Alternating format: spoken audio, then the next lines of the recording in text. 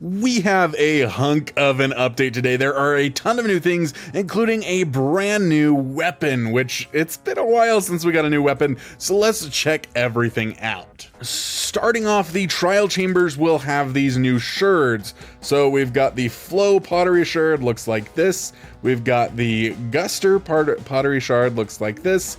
And we have the scrape pottery shard, which just looks like an axe, I think. Then we will also be getting new banner patterns. So this one is the guster banner pattern, looks just like our sherd. And then we also have the flow banner pattern, looks like that one, and that looks like the flow one. Yeah. Then in the trial chambers as well, we'll be getting two new armor trims. So this one is the bolt armor trim. It'll look like this guy here. There you go. And we will also be getting the, I think this is flow again. Yeah, flow armor trim, which looks like this one over here.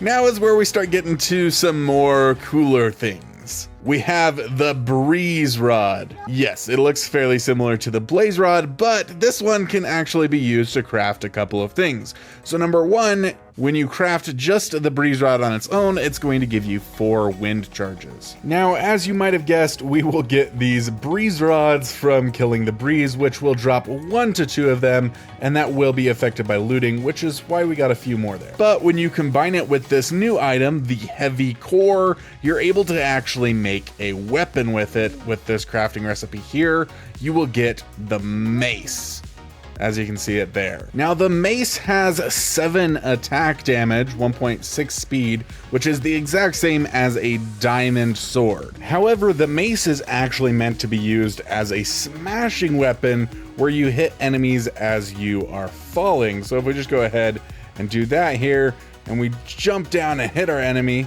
there we go. That's how it's supposed to be used. Now, I haven't messed around with it too much, so let's do some experiments. It's supposed to knock back enemies next to it. So let's see. Okay.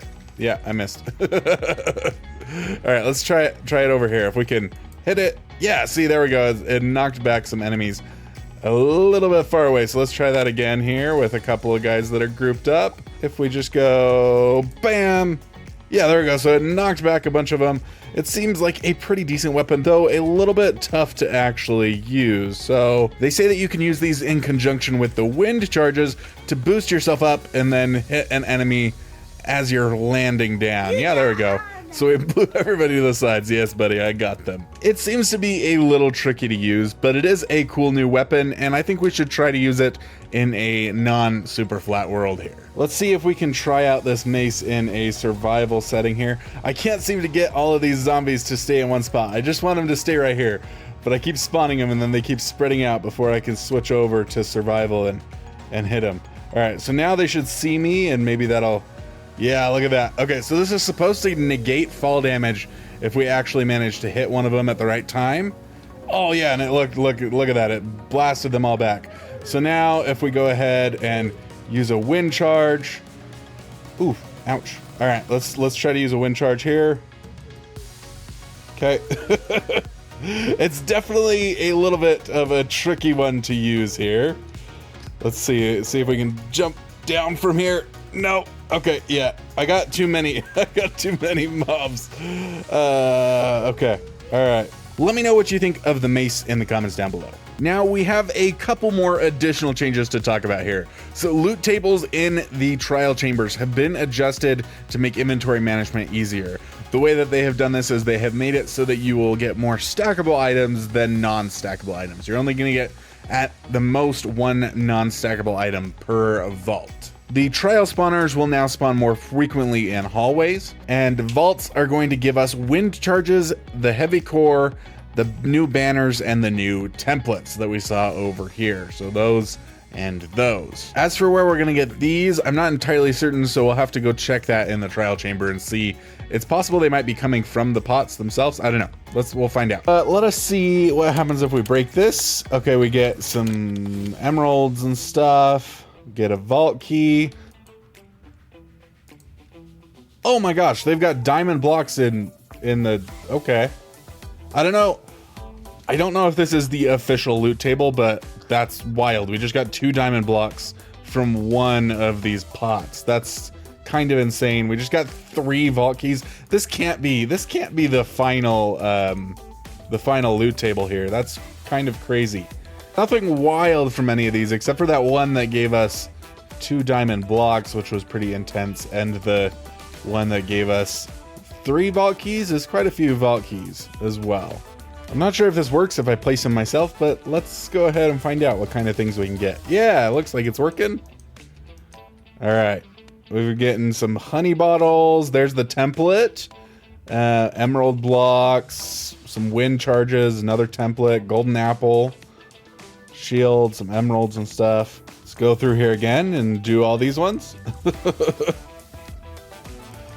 Oh, I accidentally picked stuff up.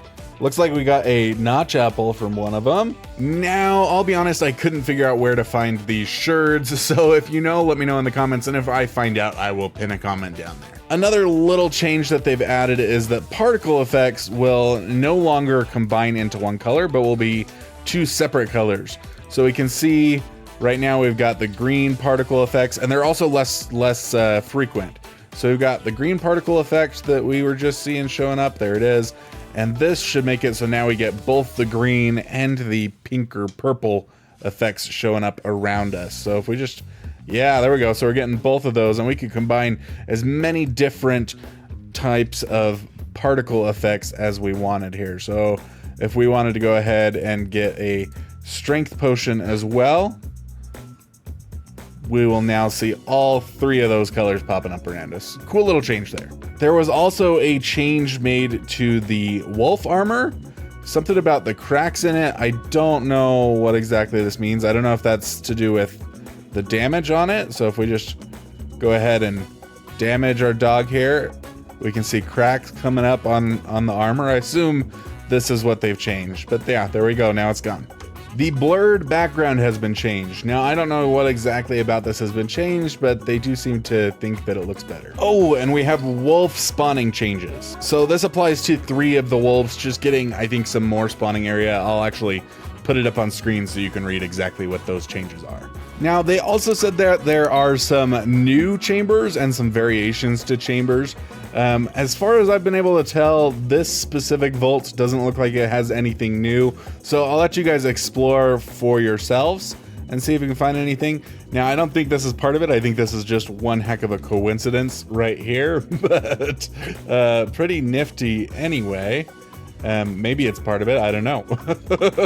But yeah, we could just take a look through this one, and if you guys see something that's new, do let me know. I am not super familiar with exactly what all of these looked like here, but all of these rooms do look like rooms that I remember seeing, and it could just be I'm not getting any of the new rooms in this specific vault. That's everything for this update, but that playlist on screen will show you everything else that has been announced for 1.21. I can't wait to see you over there. Bye-bye.